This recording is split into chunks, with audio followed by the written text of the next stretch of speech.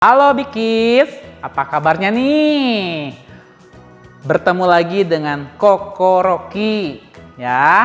Hari ini anak-anak Bikis ada yang spesial nih untuk anak-anak Bikis semuanya.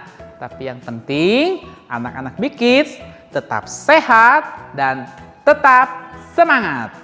Nah, anak-anak Bikis, hari ini cerita firman Tuhannya kita akan kedatangan seorang tamu. Ya, tamu ini datangnya jauh dari suatu tempat yang sangat jauh.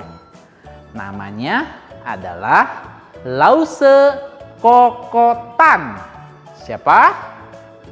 Ya, Lause Kokotan. Yuk kita sama-sama belajar firman Tuhan bersama dengan Lause Kokotan. Halo Koko Rocky, apa kabarnya? Semoga Koko Rocky tetap sehat ya. Halo, selamat pagi Lause Kokotan. Lause bisa menyapa anak-anak Bikis yang berada di dalam rumah? Halo anak-anak Bikis, apa kabarnya? Semoga anak-anak Bikis semua tetap sehat dan tetap semangat. Oke. Anak-anak Bikis, perkenalkan, nama Lause adalah Lause Kokotan. Anak-anak Bikis boleh memanggil dengan sebutan Lause. Oke? Anak-anak, tetap perhatikan ketika Lause Kokotan bercerita ya. Oke?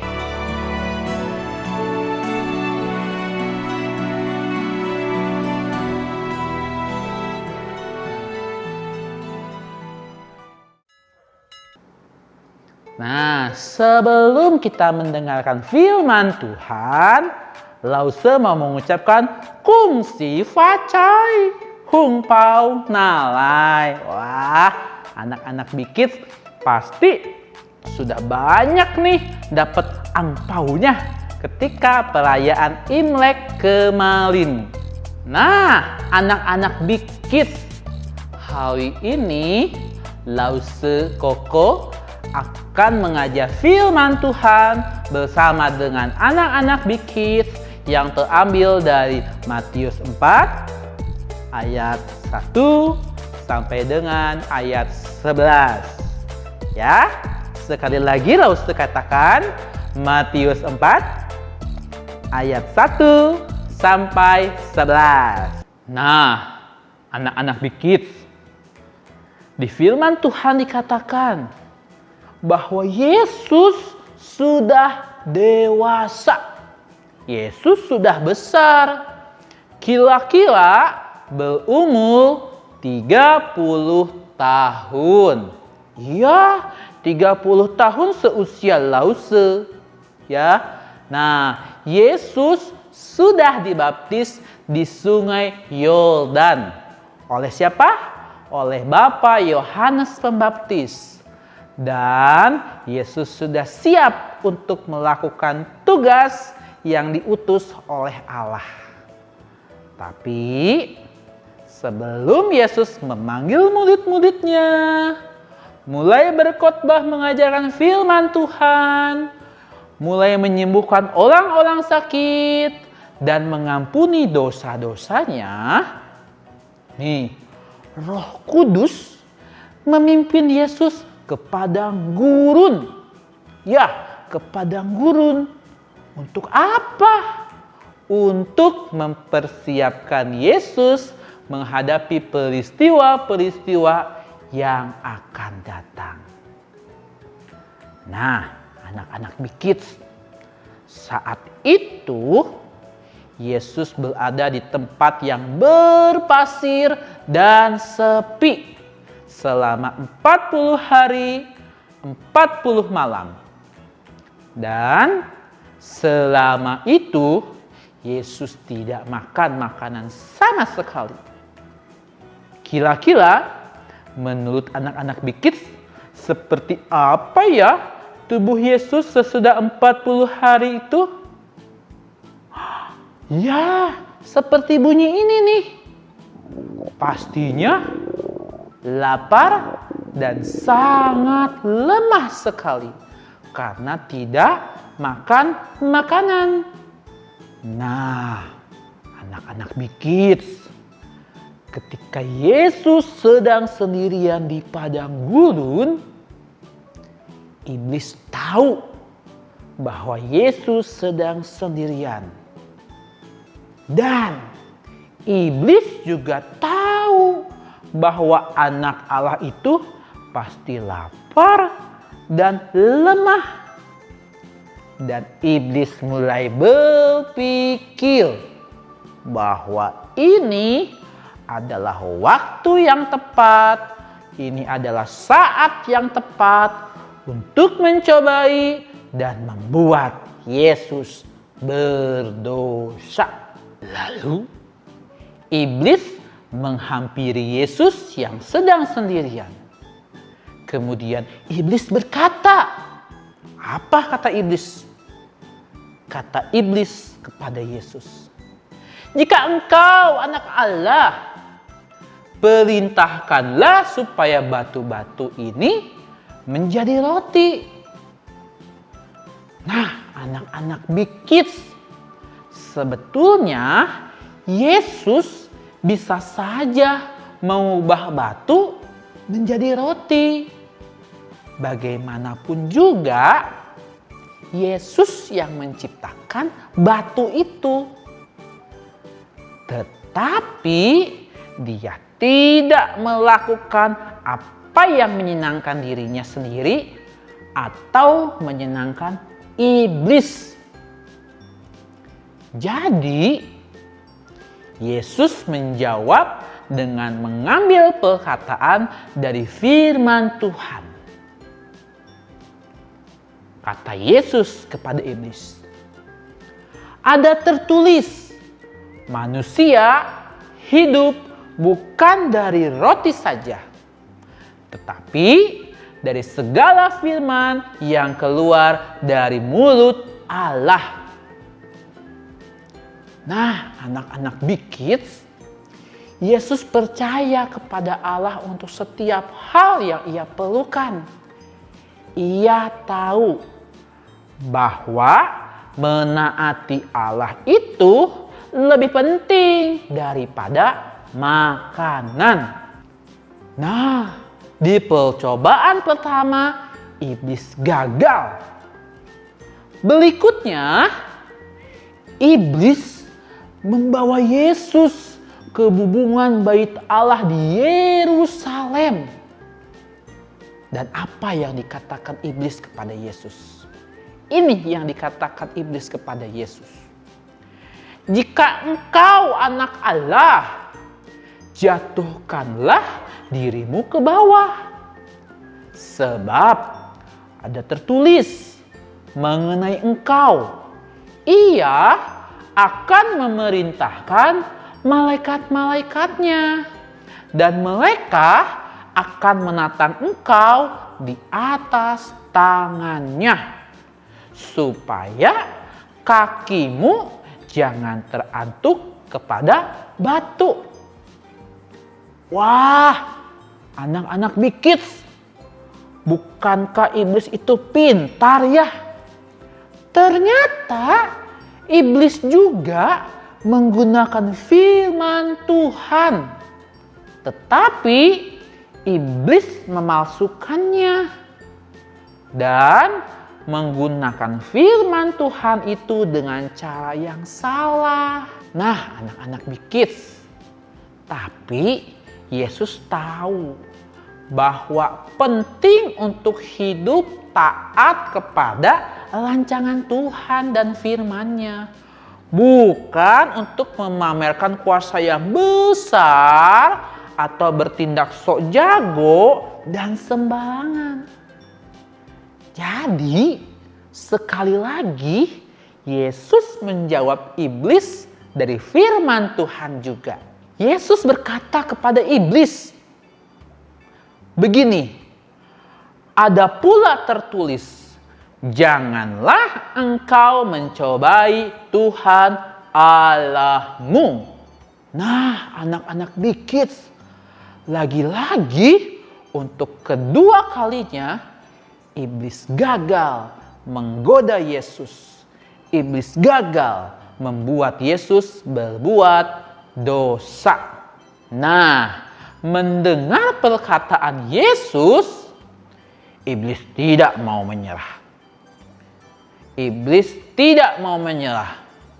Lalu iblis membawa Yesus ke puncak gunung yang tinggi dan menunjukkan kepadanya semua kerajaan di dunia ini.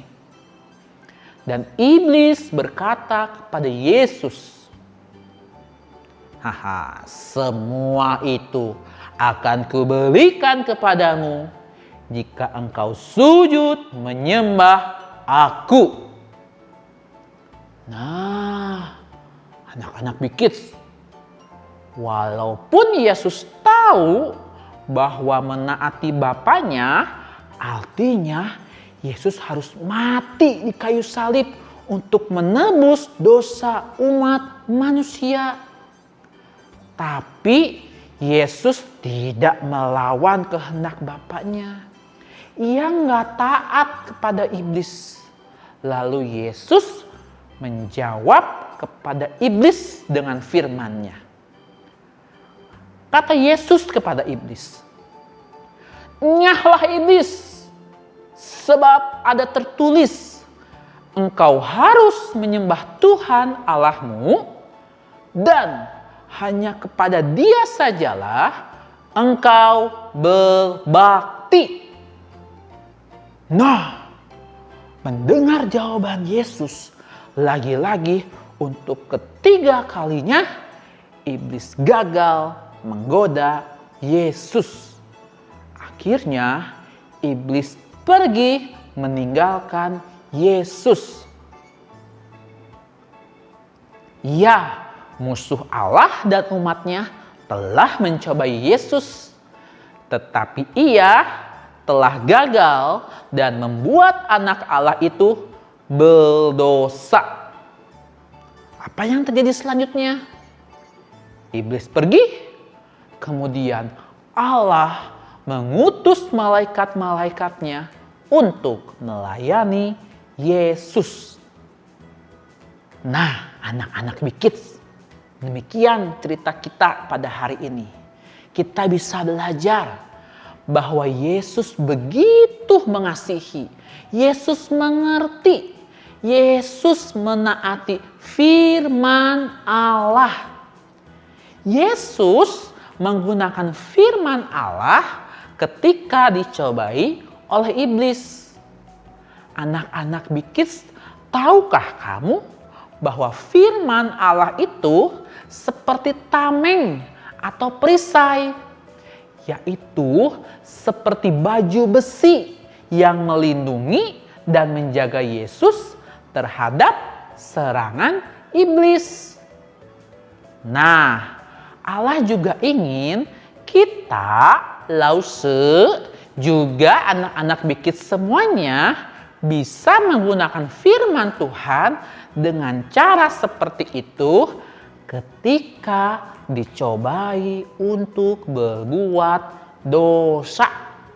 Nah, seperti dalam Alkitab, di dalam kitab Efesus 6 ayat 11 mengatakan, "Kenakanlah seluruh perlengkapan senjata Allah supaya kamu dapat bertahan melawan tipu muslihat iblis." Nah, anak-anak Big Kids, artinya apa ya dari ayat tersebut? Ya, betul. Kita semua, Lause, juga anak-anak Big Kids, harus menggunakan senjata Allah agar selamat dari serangan musuh. Siapa musuh kita? Ya, musuh kita iblis. Seperti seorang prajurit yang siap berperang, maka kita juga harus siap menghadapi serangan dari musuh, yaitu iblis. Apa ya yang harus kita pergunakan? Ya, anak-anak Big Kids, kita semua harus mengenakan ikat pinggang kebenaran Allah. Kita juga harus melindungi tubuh kita dengan baju zirah keadilan. Kita juga harus mengenakan sepatu atau kasut agar siap memberitahu orang lain tentang Yesus, yaitu Injil damai sejahtera. Selanjutnya juga kita harus membawa perisai iman. Dan kita juga harus menutupi kepala kita dengan ketopong keselamatan. Dan yang terakhir, kita juga harus menggunakan pedang roh, yaitu firman Allah. Jadi anak-anak Bikit semuanya penting bagi Lause maupun anak-anak Bikit untuk menghafalkan firman Allah, sehingga kita dapat menggunakannya sebagai pelindung jika iblis menyerang kita. Coba Lause mau tanya sama anak-anak Bikit semuanya, kita diskusi bersama. Coba pikirkan, apakah Yesus membawa firman Allah kemana-mana sehingga setiap kali iblis menggodanya, ia cepat-cepat buka dari gulungan kitab suci itu sampai ia menemukan ayat yang pas untuk digunakan? Atau menurut anak-anak Bikit semua, bagaimana ya Yesus dapat menggunakan firman Allah itu sebagai perisainya? Gimana coba? Iya, betul. Bikit hebat. Yesus membaca dan menghafalkan firman Allah itu. Jadi, ketika anak-anak Bikit bisa menghafalkan firman Allah, anak-anak Bikit bisa tetap berjaga-jaga. Karena apa? Karena iblis tidak berhenti atau menyerah begitu saja. Bikit harus tetap berjaga-jaga. Karena apa? Dalam firman Tuhan mengatakan, ingat, lawanmu si iblis. Ia berjalan keliling-keliling sama seperti singa yang mengaum-ngaum dan mencari orang yang dapat ditelannya. Nah, anak-anak Bikit, iblis saja mencoba Yesus untuk berbuat dosa. Maka iblis juga akan mencobai anak-anak Allah untuk berbuat dosa. Semua orang yang percaya akan digoda oleh iblis. Baik orang tua, orang muda, orang kaya, orang miskin, anak-anak, remaja, orang dewasa, semua setiap harinya akan menghadapi peperangan rohani. Mungkin anak-anak Bikit nggak punya Alkitab yang siap di tangan ketika iblis menggoda kalian semuanya. Jadi penting untuk kita semua, untuk Lause maupun untuk anak-anak Bikit, untuk tahu apa kata firman Allah dan bisa menghafalkan firman Allah dan mengingatnya sehingga bisa kita gunakan untuk menyerang iblis ketika iblis mulai menggoda kita. Selanjutnya, anak-anak juga harus tetap berdoa setiap waktu di dalam roh dan berjaga-jaga di dalam doa itu. Artinya apa? Firman Tuhan memberitahu kita untuk kita bisa berdiri teguh dan berdoa.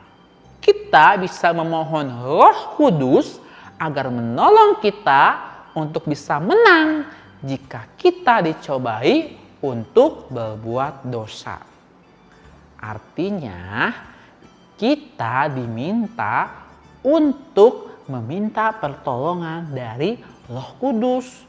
Karena kita nggak bisa sendirian melawan iblis ketika iblis mulai menggoda kita. Nah, anak-anak Bikits mengerti firman Tuhan kita hari ini? Hari ini Lause akan memberikan ayat hafalan yang bisa anak-anak Bikits baca dan hafalkan. Ayat hafalannya terambil dari Yohanes 1 ayat 14. Firman itu telah menjadi manusia dan diam di antara kita.